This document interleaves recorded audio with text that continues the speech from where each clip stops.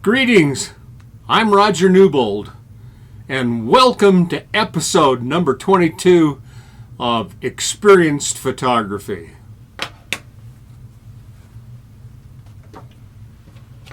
My fellow photographer, my partner, and editor for this episode is Matt Rich.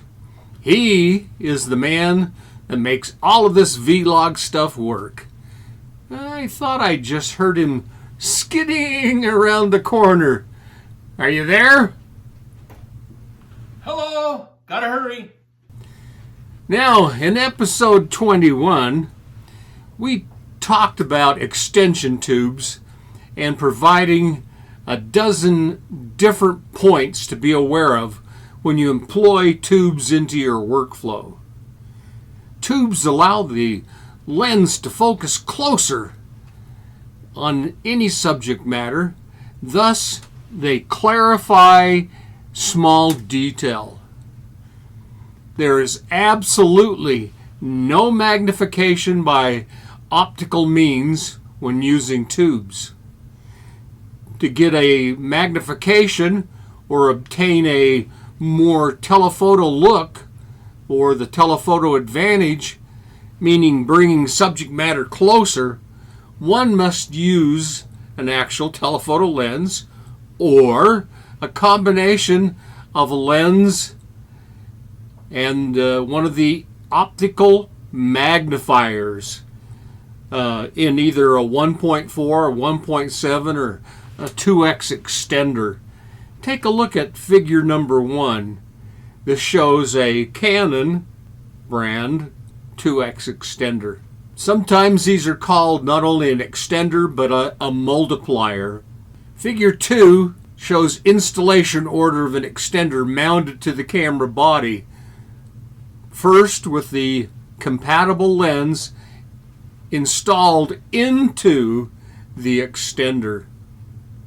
This particular figure shows a 2x extender. The 2x will double the focal length of the lens attached. In this case, it's a Canon 70 to 200 millimeter, which is set at 200, now becomes effectively a 400 millimeter lens.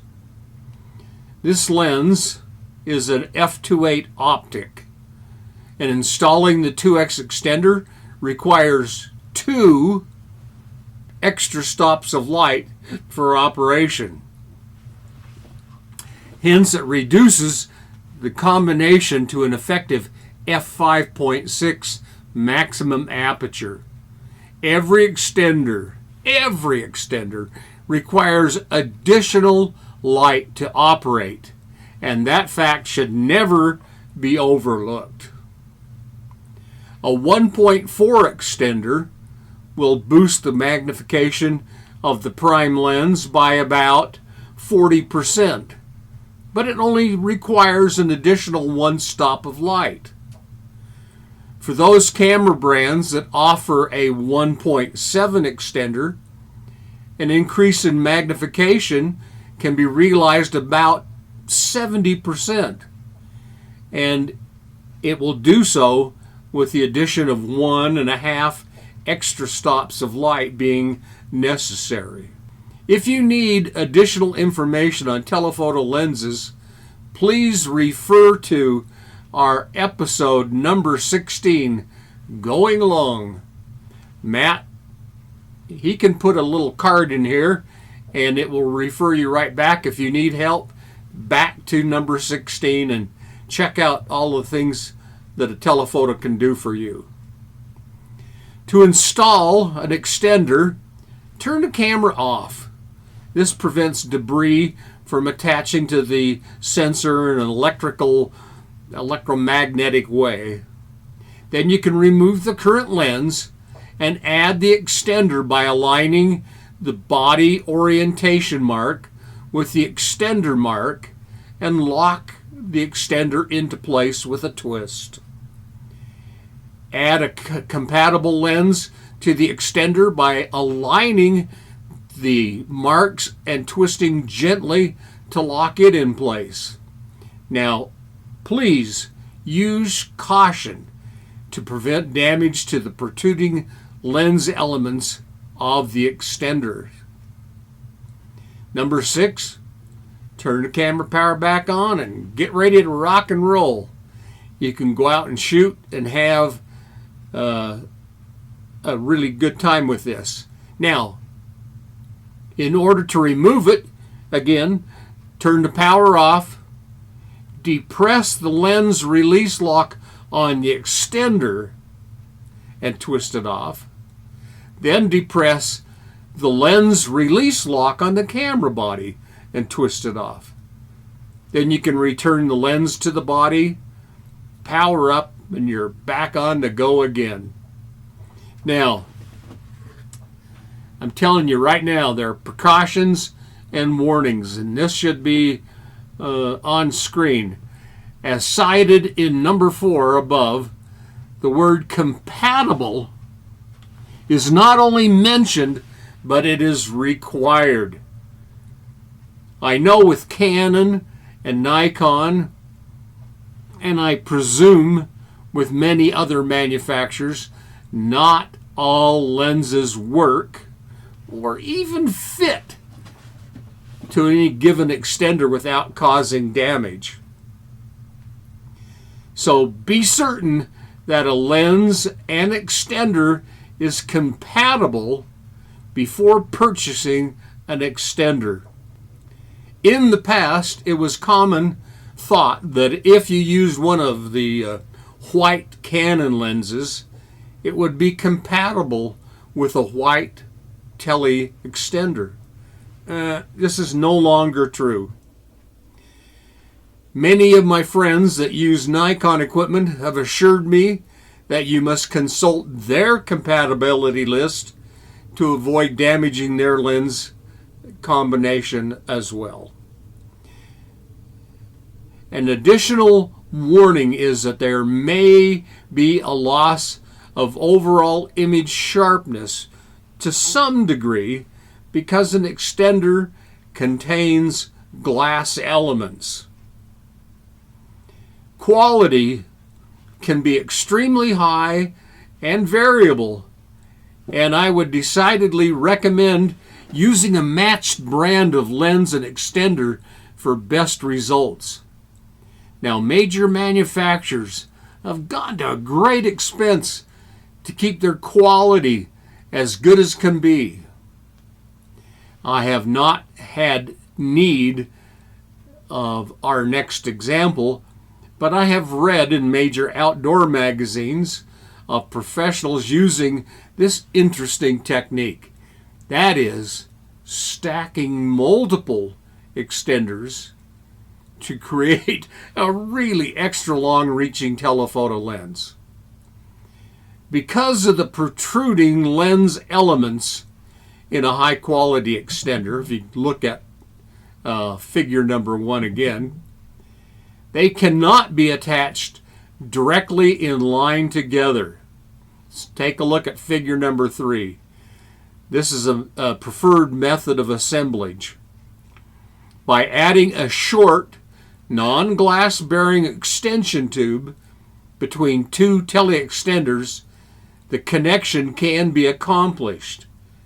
However, remember that you have experienced at least 4 stops of light reduction in the case shown above. There is -1 stop for the 1.4 extender, -1 stop for the 12mm extension tube, and -2 stops for the 2X Tele Extender. This means 4 stops. Yeah? Don't forget that. So what is the major consequence of this action? Most likely, you have just lost autofocus completely. Most camera bodies can no longer maintain autofocus when any lens or lens extender combination is f8 or slower. In the very best case of compatible Canon lenses, there's only 3 that might even support this multi-stack concept and maintain any kind of autofocus. These would be with some pretty exotic glass. It would be with the EF 135 2.0, the EF 200 2.0, and even more exotic, the EF 200 1.8. So consult your manufacturer's compatibility list before you attempted to use an extender. An extender is a less expensive method to expanding your lens lineup, especially if a brace of super telephotos is not your main occupational need. Gratefully, they are not too heavy to have in hand for their intended use. A 2X can be simply popped in your backpack and carried about, and when you need that extra reach, on it goes. Now, third-party extenders proclaim that they can be used with any old lens. Now, it may or may not be true. I don't know.